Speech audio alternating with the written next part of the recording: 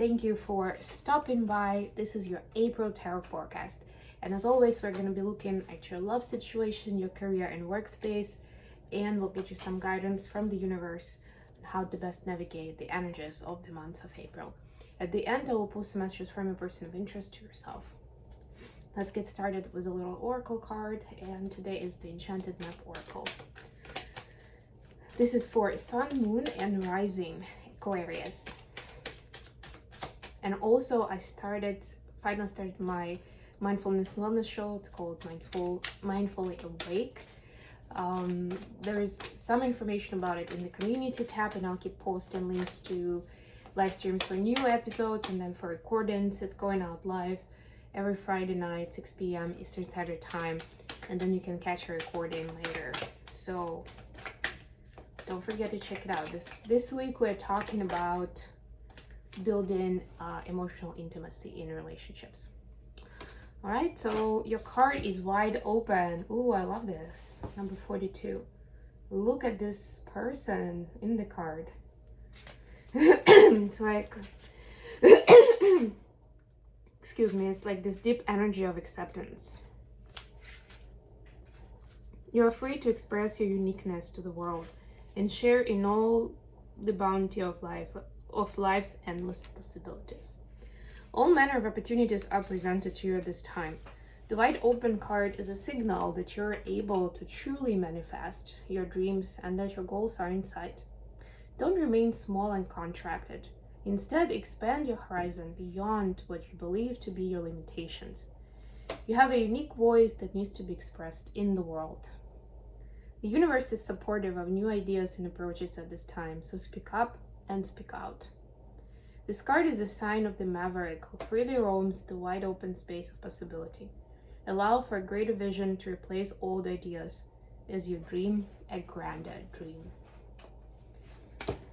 Alright, Aquarius is great at dreaming a grander dream anyway, so I feel like you're reconnecting with your natural abilities. Speaking of which, for your love life, we have the Lovers. Could be dealing with a Gemini, King of Swords, Two of Swords. Or could be an air sign. Aquarius, Gemini, Libra. Then for your workspace, you have Three of Cups, have Five of Cups, and Seven of Cups. Look at that, 3, 5, and 7. Interesting progression. Advice, the Empress, this is Taurus, Nine of Cups, Two of Wands. Yep, some big decisions. Ace of Swords at the bottom of the deck. And Ace of Swords is telling me that the key is to stay true to yourself. Because what I see in the cards already is there is a lot of consideration. Do I do this? Do I do that? Because of reasoning, whatever it is for you. Is it about your family? Is it about your business and you don't want to lose money, so you're trying to weigh different options and make the best one, the most strategic one? But this is not it. This energy is teaching you to follow your heart, to follow your bliss, which Aquarius is usually good at, but sometimes we all get disconnected from our natural self, from our natural habitat, from our inner compass.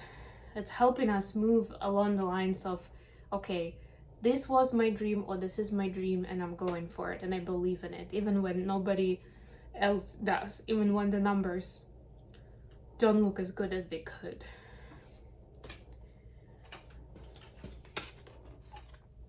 For your love life, surprise, surprise, there is someone here who's quite logical in your life, who moves of like, okay, you see like they have that sword in front of them. So to me, it's like first they assess, first they analyze, and then they take steps, right? So that may take you into that energy, but it's not naturally yours. So it gets you into Two of Swords instead. But it's really hard to decide. I like it, like this moon in particular reminds me a little bit of the eclipse. So yeah, definitely the eclipses we just had are playing a big role as well. It was still Mercury retrograde, and the eclipses are gonna be holding up the collective energy till like end of the month pretty much, right? So that's not helpful, but anyway, so it gets you into this headlock where you're not really able to move and you're trying to analyze who is this person. It's almost like I'm getting, for some of you, you're trying to analyze ahead of telling them about your decision for next steps in your relationship, and you're trying to predict what their response would be. Like, what would a logical, analytical person like XYZ say about this? Or how would they react to this? Will they be supportive? Or this will create a new conflict? So I already said that, the cards already said it. You're supposed to soar there, and you're supposed to lead by example. By being free, being wide open, and if you feel like it's the right thing to do, just, yes, make sure that it's kind, that it's honest, that you're delivering this message in the moment when you're balanced yourself. So even if it's Mercury retrograde, well, I wouldn't say it doesn't matter at all, but seriously, it doesn't matter. If it is important to say it. But do not try to kind of think 5 steps ahead like in a chess game and overcomplicate things and like try to really see what the other person is gonna say and do. Like, that's not gonna get you far. You're basically like squishing your energy into something much smaller than what you are and you're able to do. Okay, for your career, we just had all these cups. Cups are emotions, and it's very interesting how we move across this. I will be honest with you, these aren't the most positive cards. They are all, as a lot of times emotions are, they are kind of sucking us in. And this could be bad or good depending on how you then move that, how do you deal with it? Move the scale into which direction? Because emotion is energy, right? And even the so-called negative energy, let's say 5 of Cups, which is sadness, grieving, despair, even about something that's lost, something that's gone, or someone.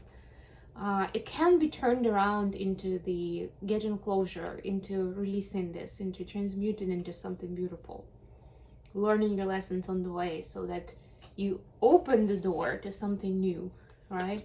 So there could be something, and you're going through this emotional roller coaster in a workspace. So now translate that into the workspace. A lot of times we're struggling to open up in terms of our emotions at the workplace. We think that, there is a strict etiquette, and so we need to stay in line. But then again, you're asked to be wide open. Come on. Aquarius staying in line, it just sounds terrible, just the thought of it. So, celebrate, first of all, celebrate achievements. Also be grateful for disappointments and losses, but have that deeper acceptance that they are for your good. Those were spiritual assignments that you were supposed to take, and you've done it now. Box checked, or you passed the test, and now off you go to something bigger and better. So there is still something to celebrate. And then with 7 of Cups, it can create confusion because you can see just too many different directions to go into. But again, if you are open to possibilities, they'll start talking to you, and you'll be getting signs. You can also ask your guides for help, right? Then you'll know which way to go and which one of them is actually bringing you more emotional balance, because this month for you, when it comes to work, is a lot about emotional grounding and balance. So try to find that space, and it doesn't mean necessarily play it safe or don't really do anything. It just means that when you're choosing between different options, choose the one that speaks to you more, to your heart space, and where you can find more of that freedom, where you can get more of the emotional fulfillment. A lot of times we don't really think about that.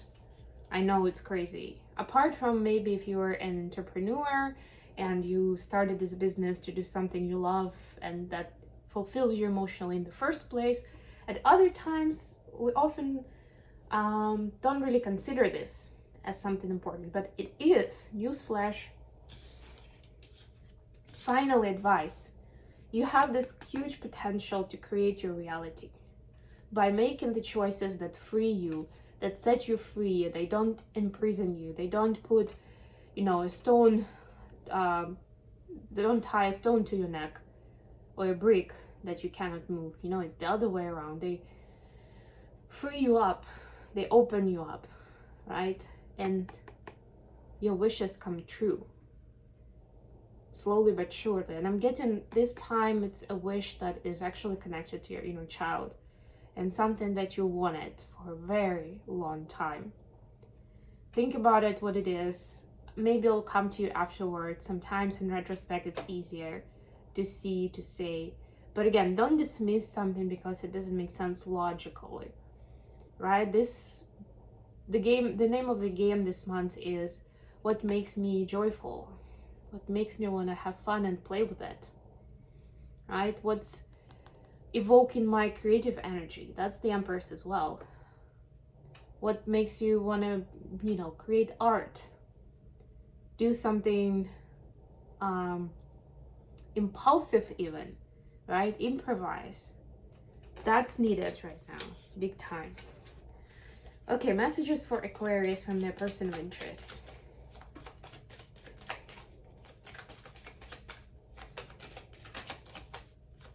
We got the shadow side in reverse.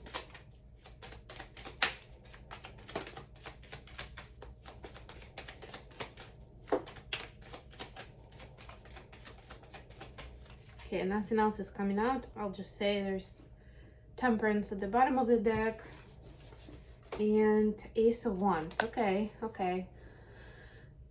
So your person can see a lot of passion in you, and they can see how that passion for something, creating something new and beautiful, actually helps you heal the shadow side, helps you do inner work quite naturally without putting too much effort into it. And they find it fascinating. You know, it's almost like they would like to learn from you how you do it. Like, how do you just do it? Right? You had that block, you had this pattern, and they knew about it. And now you don't have it, but you're also having your childlike fun somewhere, right? Or you're chasing your dreams. And it's like, those things may not even be connected. Again, logically, they're not. Energetically, they are. Everything is connected. Another spoiler alert. It's just that it may take a little longer to see those neuron connections kind of vibe, but it's there, it's present. And whatever it is, your person is excited for you. They are a little jealous of how you just knock off these different things that were slowing you down before, and you are able to follow your passion and your dream. And if you're still struggling with it, your person is saying, for those of you who are thinking, but well, I'm still struggling, I still cannot do it myself, your person is there to help you. They are your backup. They have your back. They provide that kind of setting, that kind of foundation, so that you can build on it, so that you don't have to worry about little things in life or like day-to-day mundane stuff, and you have an ability to follow this passion. So if you feel like you need that help, talk to them, do it. They're ready. They're there for you. Okay, I think I'm gonna leave it here. Thank you so much for joining me today, guys. Don't forget to like the video, share it with other people who may benefit from it, and of course subscribe to my channel if you haven't done so yet. I love you all.